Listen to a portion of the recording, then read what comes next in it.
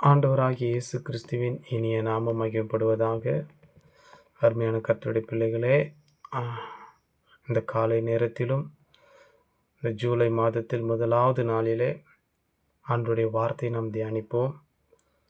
ஏசாயா தீர்க்கதரிசன புத்தகம் 43வது அதிகாரம் 4வது வசனம் இப்படியாய் சொல்லுகிறது: என் பார்வையிலே நீ அருமையானபடியினால நீ கனம் பெற்றாய்.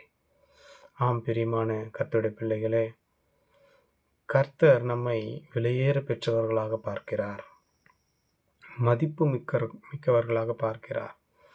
இந்த உலகமும் உலக மனிதர்களும் நம்மை அற்பமாக பார்க்கலாம், இழிவாக பார்க்கலாம், சிறுமைப்பட்டவர்களாக பார்க்கலாம். அவர்கள் மத்தியிலே நாம் மதிப்பற்றவர்களாக காணப்படலாம். ஆனால் நம்மை உண்டாக்கினவரும் நம்மை அழைத்தவரும் நம்ம ஒவ்வொரு நாளும் பாதுகாக்கிறவருமாகிய ஆண்டவராகிய இயேசு கிறிஸ்து நம்மை விலையேற பெற்றவர்களாக பார்க்கிறார்.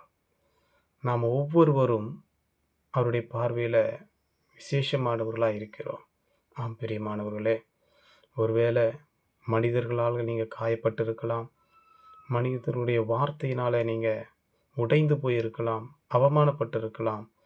ஆனால் கர்த்தராகிய இயேசு கிறிஸ்து உங்களை நேசிக்கிறார். அவர் உங்கள் காயங்களை குணமாக்குகிறார்.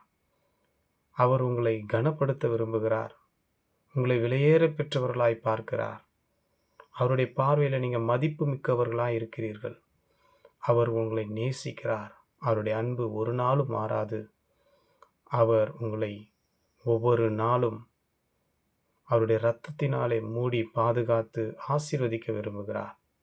அவரை ஏற்றுக்கொண்டு அவரையே விசுவாசித்து உங்கள் வாழ்க்கையை அர்ப்பணிப்பீர்களானால் கர்த்தர் இன்னும் அதிகமாய் உங்களை ஆசீர்வதித்து உங்களை உயர்த்தி உங்களை மேன்மைப்படுத்துவார். கர்த்தருடைய கரங்களிலே உங்கள் வாழ்க்கையை ஒப்பு கொடுங்க. இந்த மாதத்தின் முதலாவது நாளில் ஒரு தீர்மானத்தை எடுப்போம். தேவன் உங்களை விசேஷமானவர்களாய் பார்க்கிறபடினால உலக மனிதர்கள் உங்களை எப்படி பார்த்தாலும் நீங்கள் கவலைப்படாதீர்கள். தேவன் உங்களோடு கூட இருக்கிறார், உங்களை நேசிக்கிறார், உங்களை மதிப்பு மிக்கவர்களாய் பார்க்கிறார், உங்களை கனப்படுத்த விரும்புகிறார்.